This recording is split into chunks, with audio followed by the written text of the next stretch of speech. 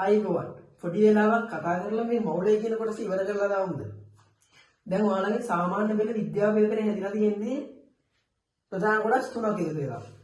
ඒ තමයි ජීව විද්‍යාවයි, භෞතික විද්‍යාවයි, රසායන විද්‍යාවයි කියන කොටස් තුන එකතු වෙලා තමයි සම්පූර්ණම සයන්ස් පේපරේ හැදිලා තියෙන්නේ.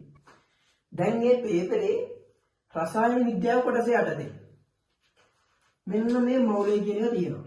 ඒ කියන්නේ දැන් ඔයාලා සිංහල කියලා හිතන්නකෝ. දැන් ඔයාලා සිංහල ගත්තට පස්සේ සිංහල හෝඩියක් තියෙනවනේ. සිංහල හෝඩිය නැත්තම් සිංහල ගැන කතා කරලා වැඩක් නැහැනේ. සිංහල හෝඩිය දන්නේ නැති එකට සිංහලත් බෑනේ කොහොමද? අන්න ඒ වගේ තමයි මේකත්. මේ රසායන විද්‍යාව කොටසේ මෞලය කියන්නේ නැතුවම බැද්දයක්. මොන ගාන හැදුවත් මොන තීරියක් අවබෝධ කරගන්න ගියත් මෞලය කියන්නේ කොහෙන් හරි ගෑවිලා තියෙනවා. මම මෞලය කියනක ඔයාලට කියලා දෙන්න ලේසියෙන්ද ඒ කොටස් තුනකට බෙදලා තමයි කියලා දෙන්න ඉතින්. ඒක තමයි මෞලය ගැන අදහසක් දෙනවා. ඒකලා මෞලයේ අගය ලබා ගැනීම, ඒකලා මෞලය හා ස්කන්ධය අතර සම්බන්ධය ලබා ගන්නවා. ඒක තමයි මම ඔයාලට මේ ෂෝට් වීඩියෝ එක කරන්න හිතාගෙන ඉන්නේ. හරි දැන් අපි බලමු මේ මෞලය ගැන අදහසක් ගන්න.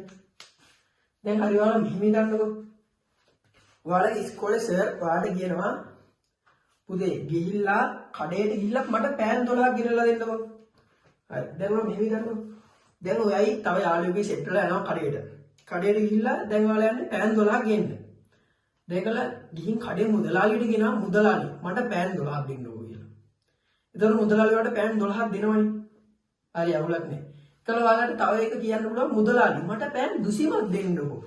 එහෙම කිව්වොත් මුදලාලි පෑන් 12ක් දෙනවා නේද? 20ම කියන්නේ 12ටනේ. අන්න ඒ වගේ තමයි. දැන් ඔයාලා හිතන්න අපිට ඒ වගේ සමාන කියන්නේ මොකක් හරි ඉලක්කමකට. දැන් ඔයාලා හිතන්න අපි 12ට කියනවා 20ම. එකලත් අපි තව 50ට කියනවා අර්ධ ශතකය කියලා කියනවා නේද? අර්ධ ශතකය. මේ වගේම අපි තව 100ට ශතකය කියලා කියනවා නේද? හරි. මෙන්න මේ වගේ එකක් තමයි මේ මෞලය කියන්නේ. මෞලය ඉතින් අපි පොඩි කාලේ මේ වගේ එකක් අහලා නැහැ. හරි මම ඒකට හේතුව කියන්නේ. දැන් සාමාන්‍යයෙන් අපේ 12 කියන වචනේ නිතරම භාවිත වෙනවා. මොනවා හරි 12ක් භාවිත වෙනවා. 100ක් භාවිත වෙනවා. ඕවගේ අපි ප්‍රිමේටම් භාවිත කරන්නේ. ට්‍රිලියනේ නේද ලොකුම අපි කතා කරන මට්ටමේ තියෙන සාමාන්‍ය ලොකුම දේ ට්‍රිලියනේ කියන්නේ. හරි. එහෙනම් ඒ ප්‍රිමේ මෞලය කියන්නේ භාවිත වෙන්නේ නැති. මෞලය කියන්නේ ඉස්සෙල්ලාම අපිට කතා කරන්නේ 10 වසර 12 වසර වගේ ඉඳන්නේ. ඉතින් ඒකට හේතුව මොකද්ද? මෞලය කියන එක අපි වැඩි භාවිත කරලා නැහැ. පොඩි කාලේ ඉඳන් කතා කරලා දිනවනේ අපි ඒක ගැන දන්නවනේ. අදහසක් තියෙනවනේ. ඒත් අපිට මෙහෙම අදහසකුත් නැහැ. ඇයි මේ? අපි ඒක කල්පනා කරමු. දැන් මේ මෞලය කියන්නේ ගොඩාක් ලොකු එකක්. අපිට හිතා ගන්නත් බෑ මේකේ ප්‍රමාණය කියන එක සාමාන්‍යයෙන් අපිට අවබෝධ කරගන්න අමාරුයි. එච්චර ලොකු ඉලක්කමක් තමයි මේ මෞලය කියන්නේ. හරි. දැන් අපි මං කිව්වා දුසිම කියනවා 12කට. ශතකය කියනවා 100කට. මෙන්න මේ වගේ මෞලය කියන්නේ ලොකු ඉලක්කමක්. දැන් ඔයාලා මේක ගන්නකො. අපරගෙදි 12ක් ගන්නවා. 12ක් ගන්නවා කියන මේකේ 12ක් තියෙනවා. හරි 12ක් නැතුනට කවන්නේ 12ක් තියෙනවා. මේකේ දැන් 12ක් තියෙනවා. අපි මේකට කියනවා දුසිම කියලා. දුසිම කියනවා. දැන් අපි මේ වගේ මෞලය ගැන කතා කරන්නේ වැඩිම පරමාණු වලට. මොනවාද? පරමාණු වලට, අණු වලට, අයන වලට ඔන්න ඔයගේ වල තමයි අපි මේ මෞලය කියන්නේ භාවිත කරන්නේ. ඔයාලා ඉගෙනගෙන ඇති පරමාණු කියන්නේ ගොඩාක් පොඩි එකක්. අපේ හැඩවත් පේන්නේ. දැන් මේ හැමදේම ආවට පරිසරයේ තියෙන ඕන එකක් ඇදලා තියෙන්නේ පරමාණු අයන අණු වලින්. හරිද? දැන් මේ පරමාණුව ගත්තට පස්සේ අපේ හැට පේන්නේ නැහැ ගොඩාක් පොඩි. අපි මේක කොහොමද කියන්නේ? දැන් මම අහනවා මේකෙන් වාරගේ මේක හරි ළමයි මේක දැන් මේවා කීයක් තියෙනවද? පරමාණු කීයක් තියෙනවද? ඔයාලට මේක පරමාණු පේන්නේ නැහැ ඉච්චර පොඩිනේ. දැන් අපි හිතුවොත් මේ පෑන මම උපකල්පනය කරනවා මෙන්න මේ පෑන මෙන්න මේ වයිට් බෝඩ් එක සයිස් කියලා. ඒ කියන්නේ දැන් මම මේක zoom කරනවා මොකක් නෙවෙයි. කැමරාව කරලා zoom කරනවා. zoom කරාට පස්සේ මෙන්න මේ වයිට් බෝඩ් එක තරම් කියලා හිතමු මේක. එතකොට මෙන්න මේක මෙන්න මේ පොඩි තිතකටත් වැඩි පොඩි පරමාණු. ඊටත් වඩා ගොඩාක් පොඩි. පරමාණු කියන්නේ ගොඩාක් පොඩියනේ අපේ හැටවත් පේන්නේ නැහැනේ. එන්නේ ඒවා ගණන් කරන්න තමයි මෙන්න මේ මෞලය කියන්නේ වැඩියෙන්ම භාවිතා කරන්නේ. ඔයාලා මේක අමාරු දෙයක් නෙවෙයි. ගොඩක් ලොකුට අමාරුවට ගන්න එපා. මේක ගොඩක් ලේසි. අපි හිතන්න එපා. ඒ කියන්නේ දැන් ඔයාලා මම අර කියපු උදාහරණ ගන්නකො. අපි දැන් පෑන් 12කට දුසිමක් කියනවනම් මොකක් හරි 100කට ශතකයක් කියනවනම් 50කට අර්ධ ශතකයක් කියනවනම් එන්නේ මේ වගේ තමයි මෙන්න මේ මෞලය කියන්නේ. දැන් පරමාණු මවුලයක තියෙනවා. ඒ කියන්නේ දැන් අපි මේ මවුලයකට අගයක් ගමු. දැන් මම කියවනේ මේ දුසිමක් කියන්නේ 12. ශතකයක් කියන්නේ 100ක්. ඒ වගේ මවුලයක් කියන්නේ කීයද? මවුලයක් කියන්නේ ගොඩක් ලොකු ඉලක්කමක්. බලන්න කීයද කියලා. 6.02 වැඩි කිරීම 10/23. ලොකුවට තේරුම් නැහැ මෙන්න මේ ගන්නකො. මෙන්න මේක පිටිපස්සට 0.23ක් එන්න ඕනේ. හරි. අපි මේකට දැන් 1 2 3. එතකොට 0.20ක් එන්න බෑද පිටිපස්සට? 1 2 3 4 5 6 7 8 9යි 10යි 11යි 12යි 13යි 14යි 15යි 16යි 17යි 18යි 19යි 20යි. ඔන්න මවුලයක් කියන්නේ මෙන්න මෙච්චර. මෙච්චර කිව්වුනාට පස්සේ තමයි මවුලයක් එන්නේ. හරි ඉතින් දැන් ඔයාලට තේරෙනවනේ මේකයි අපිට එදිනදා ජීවිතේදී භාවිතා වෙන්නේ නැත්තේ කියලා. දුසිම වගේ ඒවා භාවිතා වෙන්නත් මේක භාවිතා නොවෙන්නත් හේතුව. දැන් වෙනවනේ මේකේ තියෙන ලොකු. ඉතින් අපි මෙච්චර ලොකු එකකට මොකටද අපි භාවිතා කරන්නේ? මේකක් අපිට වැඩි භාවිතයක් නැහැනේ. අන්න ඒකින් තමයි කෙමිස්ට්‍රි වලදී. ඒ කියන්නේ රසායන විද්‍යාවේදී විතරයි බොහෝ දුරට මේක භාවිතා වෙන්නේ. හේතුව අපි රසායන විද්‍යාවේ වැඩිම අධ්‍යයනය කරන්නේ පරමාණු අයන අණු මේවා හැදිලා තියෙන ඒවා ගැනනේ. අන්න ඒකින්ද තමයි මේක අපිට වැඩිම භාවිතා වෙන්නේ. හරි. දැන් අපි මේකට අගය ගත්තා. මවුලය ගැන දැන් අපි සාමාන්‍ය මවුලේ අගයක් ගත්තා. මවුලේ අගය කියන්නේ කොච්චර මෙන්න මෙච්චර. 6.02 වැඩි කිරීම 10/23ක්. හරි. දැන් මෙහිමිනු මම දැන් මේකේ තියෙන විශාලත්වය ගැන තවම ඔයාලට අවබෝධයක් දෙන්නම්කෝ. දැන් මේ ලෝකේ ඉන්න මිනිස්සු කොච්චරක් ඉන්නවද? දැන් මේ ලෝකේ ඉන්නවා ජනතාව මිලියන සමාන බිලියන 8ක් ඉන්නවා. ඒ කියන්නේ දැන් ලෝකෙ බිලියන 8ක් ජනතාව අතර මං ටොපි ගන්න තීරණය කරනවා. මම ටොපි මවුලයක් දැන් ගන්නවා. ටොපි කොච්චරද ගන්නේ මම දැන් ටොපි මවුලයක් ගන්නවා. ටොපි මවුලයක් කරගෙන මේ ජනතාව අතර මම ටොපි ටික බෙදනවා. ඔයාලා හිතන විදිහට දැන් ලෝකේ ජනතාව ඉන්නවා බිලියන 8ක්. මේ බිලියන 8 අතර ටොපි අපිට කීයක් බෙදන්න පුළුවන් වේද? හරි හිතන විදිහට කියන්න ගන්නකොට. ටොපි 10ක්, ටොපි 100ක්. මම ඉස්සෙල්ලා වල ලියලා තියෙනවා මේ කොච්චරක් තියෙනවද කියලා මේක. අර බින්දු ගානේ ගොඩක් තිබ්බා මතකනේ. එතකොට ඔයාලා හිතන්නවත් නැති ගානක් තමයි බෙදන්න පුළුවන්. ඒ කියන්නේ ලෝකින්න බිලියන 8 ජනතාව අතර මේ මවුලයක් අපි ටොපි බෙදුවොත් එක්කෙනෙකුට ට්‍රිලියන 75ක් එනවා. ඒ කියන්නේ බිලියන 8 දෙනා අතර. දැන් ඔයා මෙහෙම කරනවා එක. මම දැන් ටොපි 10ක් ගන්නවා. හරිද? ටොපි 10ක් ගන්නකොට මිනිස්සු 5 දෙනෙක් අතර බෙදෙනවා. එතකොට එක්කෙනෙක්ට ටොපි ගන්න කීයද? 2ක් එනවා. يعني එක්කෙනෙකුට ටොපි 2යි එන්නේ. මිනිස්සු 5 දෙනෙකුට මම ටොපි 10ක් අරගෙන මිනිස්සු 5 දෙනෙකුට බෙදුවොත් ටොපි එක ඒ කියන්නේ එක මිනිහෙක්ට ටොපි 2ක් එනවනේ. අන්න ඒ වගේ මම බෙදන්න හදන මේක ලෝකේ.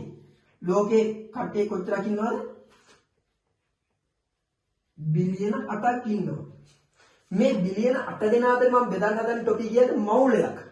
මේ මවුලේ බිලියන 8 දෙනා අතර බෙදුවොත් එක්කෙනෙකුට එනවා ඒ කියන්නේ එක මිනිහෙක්ට එනවා ට්‍රිලියන 75ක්. ට්‍රිලියන 75ක්. එච්චර ගොඩක් එනවා. ඒ කියන්නේ මවුලේ එච්චර ලොකුයි.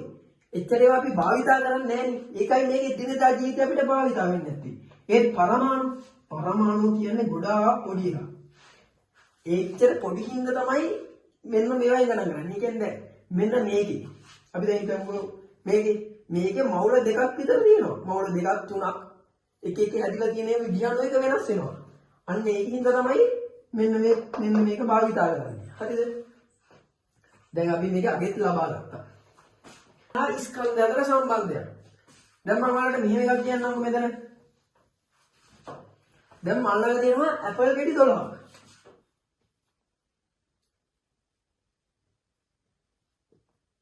ඇපල් ගෙඩි 12ම අදිමුකෝ අපි. 1 2 3 4. හරි. මෙතන දැන් තියෙනවා ඇපල් ගෙඩි 12ක්. එතකොට ඇපල් ගෙඩි 12ක් කියන්නේ කීයද මම කලින් කිව්වා ඇපල් ගෙඩි දුසිමක්. ඇපල් ගෙඩි කොච්චරද තියෙනවද දුසිමක්. මං කියනවා මේ ඇපල් ගෙඩියක ස්කන්ධය ග්‍රෑම් 100යි. සර්ව සමය ප්‍රකෘති තමයි දෙන්නේ. ඒ කියන්නේ මේක 100යි මේක 100යි මේක 100යි මේක 100යි. මේ හැම ඇපල් ගෙඩියක්ම ග්‍රෑම් 100යි. මං හිතලා ඔයාලගෙන් ප්‍රශ්නයක් අහනවා ඇපල් ගෙඩි දුසිමක ස්කන්ධය කීයද? ඇපල් ගෙඩි දුසිමක ස්කන්ධය කීයද? හරි. එක ඇපල් ගෙඩියක ස්කන්ධය ග්‍රෑම් 100යි නම් ඇපල් ගෙඩි 12ක ස්කන්ධය කීයද? අපි මේක වැඩි කරනවා 12කින්. එතකොට අපිට එනවා මේක 1200යි කියලා. එතකොට ඔයාලට තේරෙනවා ඇපල් ගෙඩි 12ක ස්කන්ධය ග්‍රෑම් 1200යි නම් ඇපල් ගෙඩි දුසිමකත් ස්කන්ධය කීයද? ග්‍රෑම් 1200යි නේද? ඇයි එක ඇපල් ගෙඩියක ස්කන්ධය ග්‍රෑම් 100යි. ඇපල් ගෙඩි දුසිමක් කියන්නේ ඇපල් ගෙඩි 12ක්. එතකොට ඇපල් ගෙඩි 12ක ස්කන්ධය ග්‍රෑම් 1200යි නම් ඇපල් ගෙඩි දුසිමකත් ස්කන්ධය ග්‍රෑම් 1200යි. තව අපි ගමුකෝ. දොඩම් ගෙඩියක්. දොඩම් ගෙඩි තියෙනවා 12ක්. දොඩම් ගෙඩි 12ක් කියන්නේ කීයද? දුසිමක්. දොඩම් ගෙඩි තියෙනවා දුසිමක්. මං කියනවා දොඩම් ගෙඩියක ස්කන්ධය ග්‍රෑම් 200යි. එක දොඩම් ගෙඩියක ස්කන්ධය ග්‍රෑම් 200යි. මම දැන් ඔයාලෙන් අහනවා ළමයි දොඩම් ගෙඩි 12ක දොඩම් ගෙඩි දුසිමක ස්කන්ධය කීයද? එතකොට ඔයාලා මොකද කරන්නේ? එක දොඩම් ගෙඩියක ස්කන්ධය ග්‍රෑම් 200යි නම් දොඩම් ගෙඩි 12ක. ඒ කියන්නේ දුසිමක ස්කන්ධය මේක වැඩි වෙන්න එපා 12කින්. අයියෝ ඔක මොකද්ද? 200 වැඩි කරන් තියෙන්නේ 12කින්. හරි. එතකොට ඔයාලා උත්තර එනවා 2400යි ග්‍රෑම්. ඉතින් ඕකයි මොවුලේ අතර සම්බන්ධය මොකද්ද? හරි මම දැන් ඒකට එන්නේ.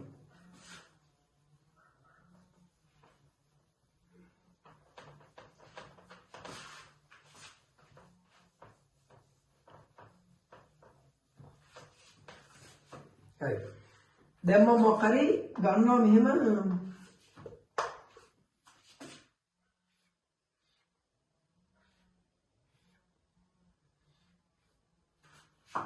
මේ මොකක් හරි මම ගන්නවා ගලක් ගන්නවා කියලා හිතන්නකෝ. මේ ගල හැදිලා තියෙන්නේ ෆෙරස් වලින්.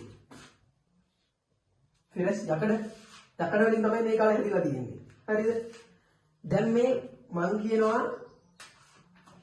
මේ ගලේ තියෙනවා මවුල 6ක්. ඒ කියන්නේ ගලේ එතකොට මේ ෆෙරස් අංශු කීයක් තියෙනවද? මම කලින් කිව්වනේ මේ මවුලේ අගේ ලබා ගැනීම කියලා. එතකොට එක මවුලයක් කියන්නේ කීයද? 6.02 වැඩි කිරීම 10/23ක්. එකක් මෙච්චරක් නම් 6ක් කීයද? එතකොට අපි මේක 6න් වැඩි කරන්න බෑ. එතකොට එන්නේ උත්තරේ තමයි මේකේ අනුගාන තියෙන්නේ. මම මේක වෙලාව යනින්ද ඔයාලා ඒක සුළු කරලා ගන්න ඔක්කොම කරන්නේ නැහැ. ඒකලා දැන් අපි මේ ස්කන්ධය අතර සම්බන්ධයන් නිකන්නේ. මම කියනවා මේකේ මවුල 6ක් තියෙනවා. ෆෙරස් මවුලේ ස්කන්ධය මම කියනවා 46යි කියලා. ඒ කියන්නේ මවුලේ ස්කන්ධයක් මෙහෙමයි. දැන් මවුලේ ස්කන්ධේ සංකේතය තමයි ග්‍රෑම් මවුලයට. මේකට අපි කැපිටල් M අකුර දානවා. M සමානයි ග්‍රෑම් මවුලයට. එතකොට දැන් ෆෙරස් වල මම අහන ෆෙරස් වල එක මවුලයක ස්කන්ධය කීයද? එතකොට ඔයාලා කියනවා 46යි. එතකොට ෆෙරස් මවුලික ස්කන්ධය සමානයි M සමානයි 46යි ග්‍රෑම් මවුලයක. ඒ කියන්නේ මවුලික ස්කන්ධේ ග්‍රෑම් 46යි. එතකොට මවුල 6ක ස්කන්ධය කීයද? මේක 6න් වැඩි වෙන්න එපයි. ඒ උත්තරේ තමයි මේක. එතකොට මේක ස්කන්ධය වෙන්නේ මෙන්න මේ වගේ 6 ගුණයක්. හරිනේ මේක තේරුණානේ. හරි දැන් අපි මේකේ සමීකරණයක් දෙනවා ඒක ගමු. මේක සමීකරණය තමයි n සමානයි m බෙදීම m. මේ n කියන්නේ මවුල ගණන.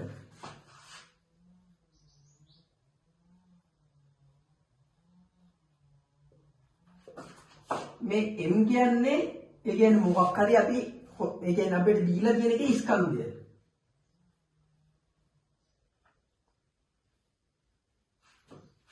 මේ කැපිටල් M කියන්නේ මවුලික ස්කන්ධය.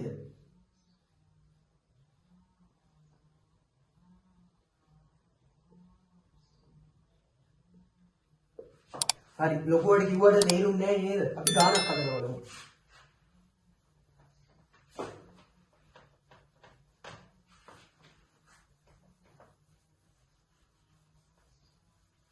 මේ ගාන මම දැන් YouTube එකේ දාන හින්දා ඔයාලා මම කියන ගාන ලියාගෙන හදන්න බලන්න. හදන්න try කරලා ඒක හදාගන්න බැරුණොත් මම හදන වීඩියෝ එක බලන්න. හරි මම දැන් මෙහෙම ගන්න දෙන්නම්. ඔක්සිජන් සාම්පල් එක. ඒ කියන්නේ දැන් මොකක් හරි මෙහෙම ගන්නවා. මේ බෝතලයට අපි දාන ඔක්සිජන්. ඒ කියන්නේ O2. O2 මවුල දානවා අපි 10යි මවුල දානවා. මේ බෝතලය ඇතුළට අපි ඔක්සිජන් මවුල 10ක් දානවා. හරි ගණන ලියා ගන්නකො. එක්තරා බඳුනකට ඔක්සිජන් මවුල 10ක් එකතු කරයි. ඔක්සිජන් මවුලක ස්කන්ධය ග්‍රෑම් 16කි. බඳුනේ පවතින ඔක්සිජන් වල ස්කන්ධය කොපමණද? හරිනේ. දැන් අපි ගන්න හදන්න. මම දැන් මොනවද කිව්වේ? මේකේ බඳුනේ තියෙනවනේ ඔක්සිජන් මවුල 10ක්. මම කියන ඔක්සිජන් මවුලයක ස්කන්ධය O2 මවුලයක